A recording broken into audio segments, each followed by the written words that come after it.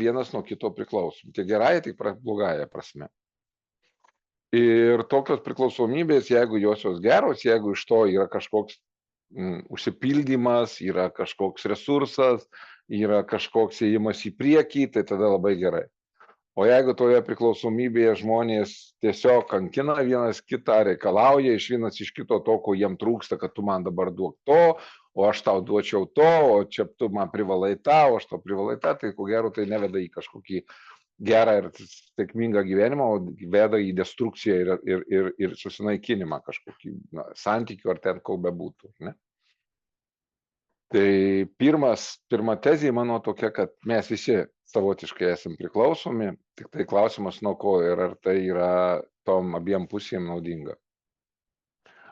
Jeigu mes kalbam apie žmonės, kurie priklausomi arba lengvai tampa priklausomi nuo alkoholio, nuo dūmų, nuo tokių svaiginamo priemonių, nuo lošimo, nuo kitų visokių kažkokių tokių žalingų jiems pomėgių, kurie kenkia. Nors žiūrėkit, jeigu žmogus priklausomas nuo futbolo arba krepšinio ir be jo negali, tai mes skaitom, kad tai sportas ir tai sveikata ir tai nieko. Bet jeigu priklausomas nuo lošimų, tai jau čia blogai. Nors lošimas gali būti toks pats sportas, gal beveik aktyvesnis negu šaškis ir šachmatai, ne? Nors gali būti priklausomas nuo šaškių ir šachmatų. Kodėl tai blogai? Todėl, kad ta priklausomybė iš tikrųjų tam žmogui kenkia, jisai bankrutuoja, jisai prasilošia, jis pakenkia savo šeimai ir panašiai. Ir bet kokia priklausomybė, jeigu atima iš žmogaus resursą, pirmiausiai tai laiką, antrą finansus, po to galbūt atima santykius ir kitus dalykus, tai jinai bet kokia iš geros gali tapti bloga. Tai nekalbant apie vieną ar kitą priklausomybę, klausimas kyla vienas, kodėl žmogus priklausomas. Kaip taip atsitinka, kad vieni žmonės priklausomi ir jie negali atsisakyti to savo dalyko, kuris sukelia jam būsenas. Iš tikrųjų, žmogus priklausomas, dar reikia pasakyti, ne nuo pačios tos veiklos kažkokios vienos ar kitos, o nuo būsenos, kurią jam sukelia ta veikla. Tai yra efektas, kurį duoda ta priklausomybė. Ar ne? Ką aš gaunu, būdamas tame, nuo ko esu priklausomas, vėlgi sakau, dūmai, alkoholis ar kas tai bebūtų. Aš kalbu apie neresursinius dalykus. Ir žiūrėkite, jeigu tas žmogus, kuris priklausomas, tai klausimas kodėl, kas atsitiko, kaip jis tokiu tapo, kodėl vienas žmogus gali, tarkim, parūkyti ir nerūkyti. Ar kitas ten išgerti stikliuką, bet jis netampa alkoholiku, kažkoks įninka į tai ir tampa labai greitai, ar ne? Sakoma, tai įgimtas dalykas iš kitos pusės, jeigu žmogus priklausomas šeimoje buvo, tai gali būti, kad ir vaikas bus priklausoma, bet tai ne faktas, tai nebūtinai. Ir labai geras pavyzdys mano šeima, nes, tarkim, du broliai, tėvas alkoholikas ir aš tas, kuris galiu pavartoti, galiu iš vis nevartoti ir labai ilgai galiu parūkyti ir iš vis nerūkyti. Kažkur pipkė mėtosi pas mane šiai rūkiau, dabar jau gal prieš pusę metų. Tai nėra tos priklausomybės, o brolis atvirkščiai. Jisai, aišku, nebegeria, bet jisai anoniminis alkoholikas ir labai labai daug metų ir tokiu tapęs jis daug labai pasiekė, bet iki to laiko jis pasakyt, kad teko pajaust, kas yra dugnas, ar ne? Tai ta priklausomybė. Ir kodėl aš kalbu, kad tai svarbu, nes nuo to priklauso rezultatai, santykiai, daug dalykų. Ir tas žmogus, kuris priklausomas nuo priklausomo žmogaus, jau čia ko priklausomybė. Tai yra mes ko priklausomi tampame nuo tų, kurie turi kažkokią vieną ar kitą priklausomybę. Ir labai galima pastebėti, kad nuo kažkokio ydingo tokio žmogaus, tas ko priklausomas žmogus sunkiai išeina arba net neišeina, negali nutraukti tos priklausomybės. Ir svarbiausia, tokie du ko priklausomi žmonės vienas kitą skatina.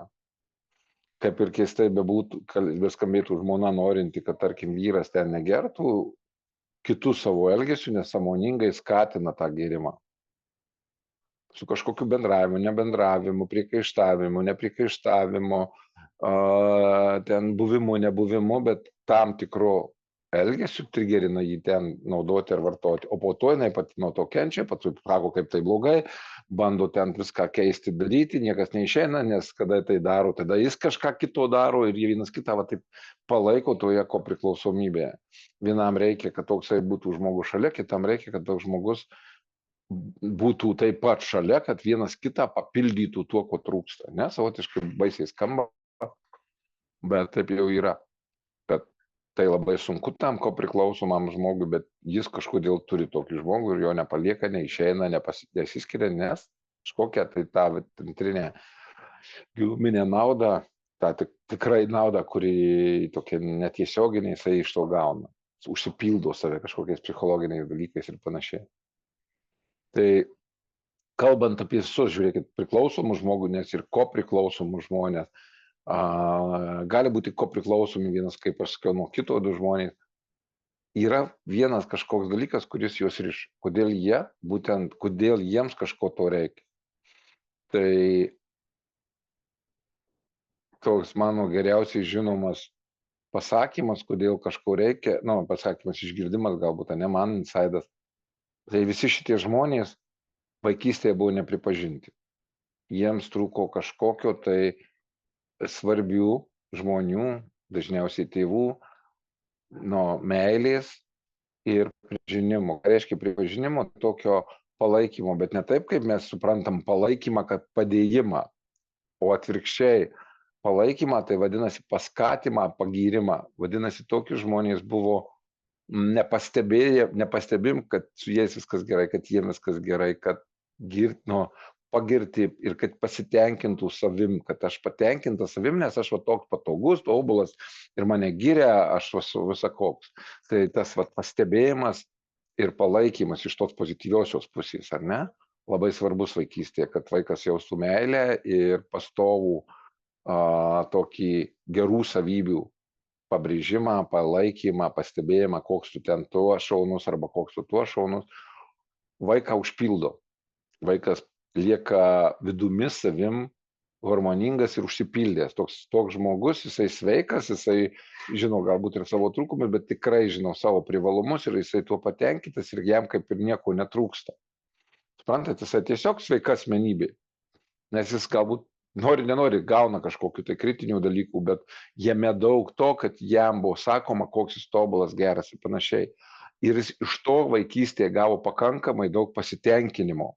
Vienokio ir kitokio, aš nenoriu vardyti ant ko, ar ne, vienas malonumo tokio, kitas kitokio, meilės, kitas artumo, kitas saugumo, bet viso to jis gavo. Ir tada, įsivaizduokit, kai jisai būna suaugęs, jam nebetrūksta to, jisai jo pasiima tik tada, kada to reikia, ar ne, ir taip jis išeina į tas malonius dalykus, bet jis nejaučia nuolatinio trūkumo, jis nejaučia nuolatinio alkio. Tai, o priklausomas žmogus arba kopriklausomas žmogus santykiuose, ar kur nors taip, kur bebūtų, ne, kaip aš kalbėjau. Tai toks žmogus nuolatos nepasitvirtinęs viduje ir jam, kad jisai pasijaustų gerai, jam reikia dozės malonumo. Tuo metu jisai pasijaučia bent kažkiek tuo pilnaverčiu arba savimi, arba tuo ten fainu žmogum.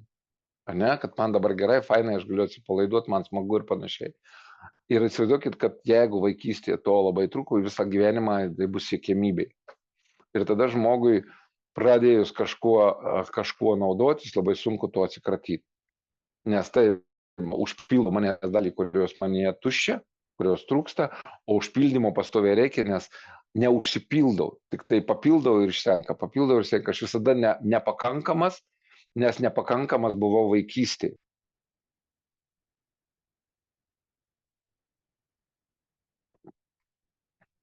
Man, kaip sakyti, įdėgi, kad aš nepakankamas, man to visko neužtenka, aš to nebejaučiu ir dabar aš to noriu vis gauti ir daugiau, vis patirti, aš nežinau, kur tas saikas, ar ne? Ir tai nebūtinai, aš turiu omeny dabar cigaretės, alkoholis, rūkymas ar dar kažkas, aš tame pačiame turiu ir santykiuose.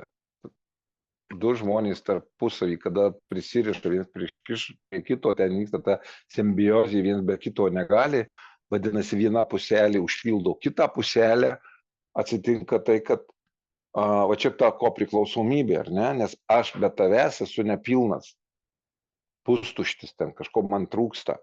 Tu duodi tai, ko man trūksta. Ir aš tada tampu priklausomas nuo to. Jeigu to tu neduodi dėl kažkokių priežasčių, pavyzdžiui, susirgai arba dirbi ir neturi laiko, tai aš tada imu pykti. Aš pradedu siautėti, man prasideda, atsiprašau žodį, žargoniška lomkis, ar ne? Čia ne kaip nuo alkoholio, todėl kad kodėl aš dabar to negaunu, ko man reikia. O tai ar tas žmogus privalo? Ir tada iš kitos pusės gaunasi, ne, aš kažką darau to, kad jis man tai duotų, vadinasi, aš pradedu kažkaip elgtis tam žmogui, kad jis pastoviai man tai duotų ir aš jį įvedu į tą priklausomybę. Aš duodu, o po to, kai kažkurio momentu man reikia sumanipuliuoti, aš to neduodu, kad aha, priteik prie manęs, duok man, tada aš tau duosiu. Ir va taip atsiranda tarp dviejų žmonių tampa. Ir kartu to priežastis yra nepakankamai gauti jausmai vaikystė. Iš tėvų. Tai kurie dar turit mažų vaikų, tai girkit ir dar kartą girkit. Kritikos ir taip jūs ten duodat sočiai. Ne ką pasakyti netimsi, bet vat pagyrų visiems vaikams trūksta. Tų protingų pagyrų, tų komplimentų, tų pasakymų, kad kuo jie yra faini ir va to sukūrimo, to tokio aš savim jaučiu, su savim jaučiuosi gerai ir aš jaučiu savęs susipildymą, savęs vertę, to trūksta. Ir kada to trūksta, sakau, užaugusiam žmogui, jis ieškos šone kažko tokio. O bet kokia kopriklausomybė, tai ne meilė, tai ne santykiai. Ir tai ne suragatas koks nors alkoholis ir kas nors, kas ten tau, padarė mane dabar krūtas berniukas, aš dabar čia mergaitės kabinu, čia man taip labai fainai, čia visos į mane žiūri, šypsosi, aš su visom moku iškalbingai kalbėti ir kaip aš čia fainai dabar nuėjęs į klubą ir po klubo toks vakarėlis, aš visas toks kietas berniukas, ne? Kodėl tu toks negali būti nuolat? Tik alkoholis? Tu pajauti tik tą malonumą, kai tu ir tada priklausomybė. Arba santykiuose, kaip minėjau. Tam, kad suprastumėt, kad jeigu atėjo žmogus ir turi tokių problemų, nebūtinai jis gali būti ir sėkmingas, ir veiklus, ir reikalingas, bet jis gali turėti priklausomybę santykiuose su mama, su tėčiu, su žmona, su vaikais, su draugu, su drauge, su kažkuo. Ir tai gali labai stipriai blokuoti jo pasiekimus. Suprantat, nes jis bus įtakojamas, jis bus valdomas, jis bus priklausomas. Ką reiškia priklausomas, tai vadinasi, ten jo valia neveikia. Bet valia neveikia net tuo atžvilgiu, kad atsispirti kažkokiam tai santykiui ar kažkokiam tai bendrumui, priklausimui, bet valia neveikia ir kitais atžvilgiais.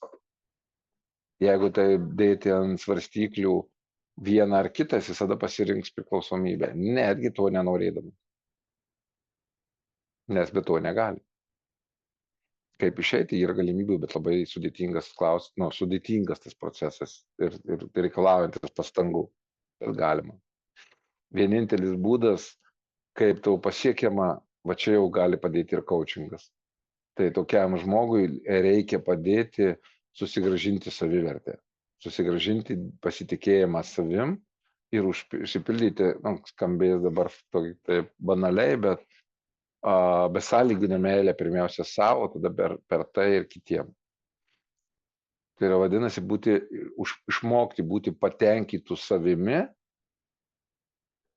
visiškai nepriklausomai nuo išorinių dalykų. Čia ir dabar. Ne kažkada rytoj, kai pasistatysiu namą, ar ten mašiną nusipirksiu, ar žmoną, ar apsiženysiu. O čia ir dabar suprasti, kad bet kurioje situacijoje aš esu laimingas ir patenkintas savimi, aš pilnas. Man malonu būti savimi ir patirti šiandien dieną. Ir jeigu aš esu toks, tai tada, tu man reikalingas. Nereikalingas. Man taip gerai, ne?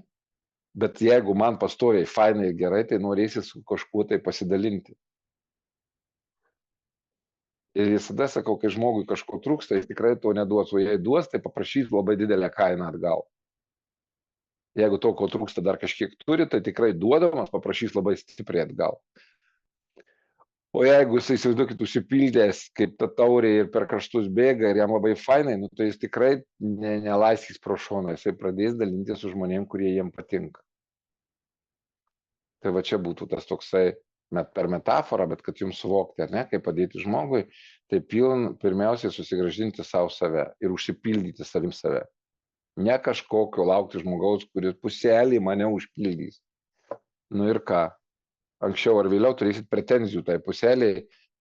Man neįdomu, kad tau galvą skauda, bet tu turi mane užpildyti, ne? Ir žinokit, tik tai dar 3 tezės tokias, ne? Ko priklausomi visi žmonės, turi priklausomybę nuo kažko, dažniausiai santykių, nuo vienas kito, nuo darbo, nuo ko tik nori.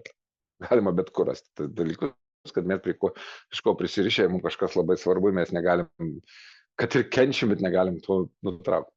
Tai visi mes priklausomi. Antras dalykas, tai kad didelės tos neigiamos priklausomybės, kurios iš tikrųjų mums daro blogai, jos yra visos iš vaikystės, tai aidas iš vaikystės, kad mums kažko trūko, mums kažko nedavė, mums kažko neužpildė, mes iš ten atėjom tušti.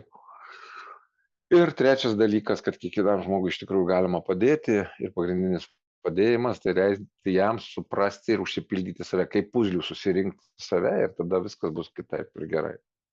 Pilnas žmogus gali atsikratyti bet kokios priklausomybės. Galiu padėti, visi priklausomi ir aš priklausomas nuo kažko, nuo tų pačių jūsų pamokų, kurie čia vedu.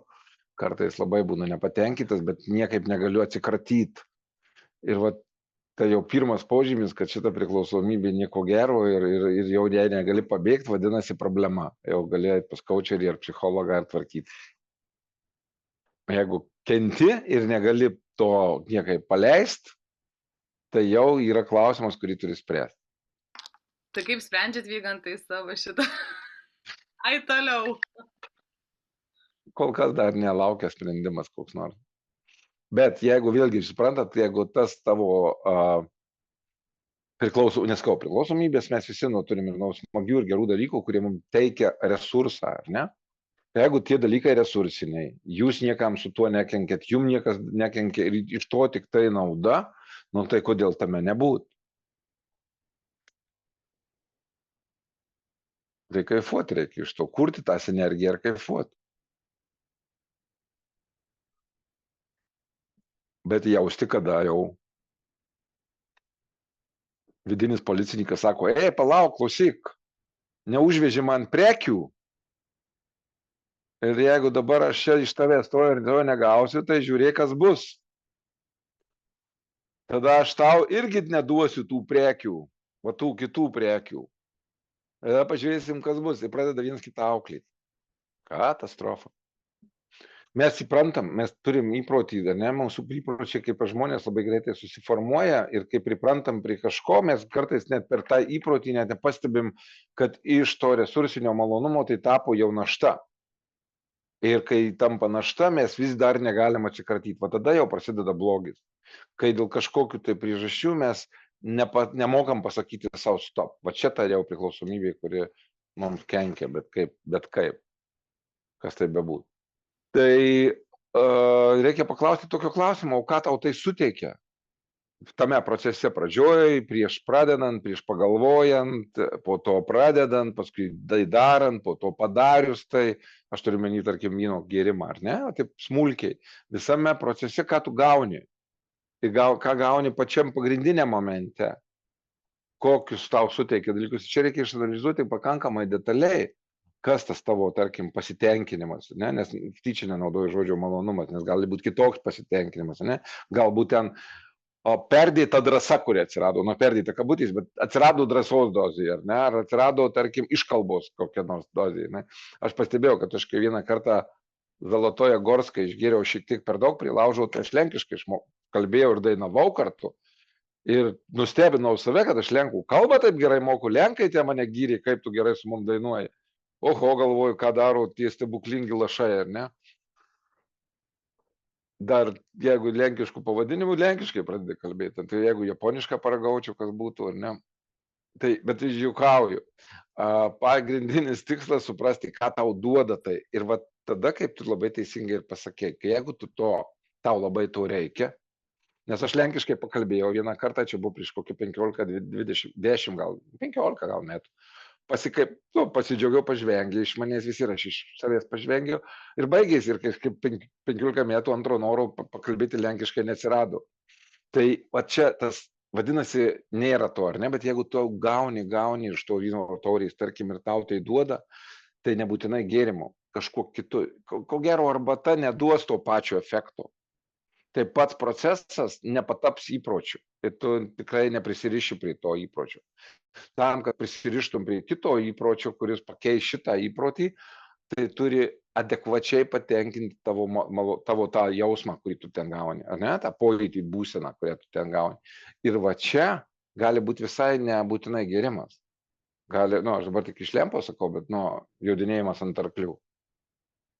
Ne baltų, atsiprašau, tai bloga pavyzdį, nes kas nors pagalvos pagal savo garbanotas mintis, aš turiu menį malonumas, žaidimas golfo tegu būnė tada, ne, ten mini golfo ar kažko, užsiėmimas, kuris galbūt dėl kažkokių priežasčių, aš dabar nesurišu tų dalykų, bet kad jūs suprastumėt, suteikia žmogui adekvačias būsenas ir malonumus, tada taip, tai va tą vieną surrogatą kitų pakeisti galima. Tada taip, tai tada suveiks. Tai dažniausiai tik tai yra dar vienas dalykas šiose priklausomybėse, kad tai nebūna vienas dalykas. Aš jau, laukit, mes mokysimės per vieną meta programą, gal šitą galėtume palikti tai daliai, bet tik tai dabar užuominą paliksiu tokį kabliuką, kad lauktumė to dalis, bus apie meta programas, ar ne? Ir jeigu paimkim tik tai rūkymą, ar ne? Didžiuma jaunimo pradeda rūkyti ten apie tos 12 tegu būnė metus. Dėl kokios priežasties? Pagrindinis dalykas, dėl ko tai nori pritapti prie autoritetų. Kieti berniukai ir mergaitės kietos parūko, josios, žiūrėk, jos daro tai, ką tėvai neleidžia ir jie tokie visi faini ir kieti, jie tokie nepriklausomi, jie tokie laisvi, jie tokie daro, ką nori ir aš noriu būti toks kaip jie. Ir va tas būti prie autoritetų, priklausyti kažkam, kas yra va tokie kieti ir panašiai, traukia bandyti parūkyti. Suprantat? Ne visi, kai kurie atsispiria tam, kai kuriem labai reikia priklausyti kažkokiai grupiai žmonių. Tai pirmas poreikis. O paskui prisideda kiti. Stresas, kaip jį numalšyti, kaip kūrybą jungti, kaip atsipalaiduoti, galų gale ritualas su kava, kažkam pamastyti padeda ir taip toliau. Ir žiūrėkit, kiek daug tų užsideda pliusų ant vieno to parūkymo. Ir kai žmogus, tarkim, nori numesti vien tik tai rūkyti, tai viską reikia ir pakeisti. Tai nėra tik vienas dalykas. O kaip tu, tarkim, klube išeisi į lauką, tarkim, dabar išeini į lauką, palisėti klube, ne, įkvėpti gryno oro. Seniai buvo, bet dar atsimenu, kaip tai būdavo. Ne, tai išeini, ir kebra rūko. Tai ką, stovi ten kaip toksai siubuojantis berželis ir stebi, kaip visi rūko ir dar bandai, kad tavo galva nepataikytų į dūmų bangą, ne, kad vis dar į gryną orą, ne. Tu iš tikrųjų įstrauki cigaretę su visais, paskui dar kokia mergina, nu ką, labas, dar ten kokį nors žodis po žodžio, žiūrėk, fainai, cigaretė padeda bendrauti, ar ne, nes čia būdu stovim kaip tau, kaip man ir pažiūrėk, jau čia kažkoks ryšys atsirado, ar ne. Tai visi šitie pliusai, kurie atsiranda par žmogų, jie paskui labai trukdo jie numesti. Ir galiausiai tampa didžiuliu įpročiu. Ir mes tampa priklausomi nuo to, kad tai palengvina gyvenimą.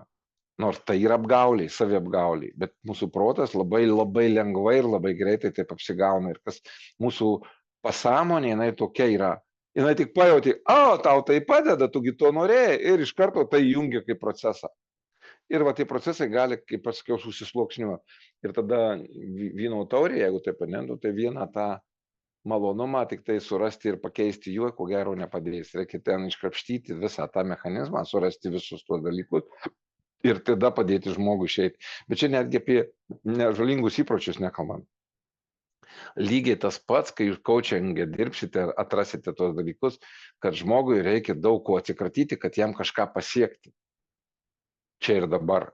Ir darbas to pačio coacherio, tai ne tik tai padėti eiti į tikslą, bet kaip ir pašalinti kliūtis, kurios trukdo eiti į tikslą, o ten jau gali susidurti su šito dalyku. O todėl dabar suradau gerą argumentą, būtina apie tai šiek tiek žinoti.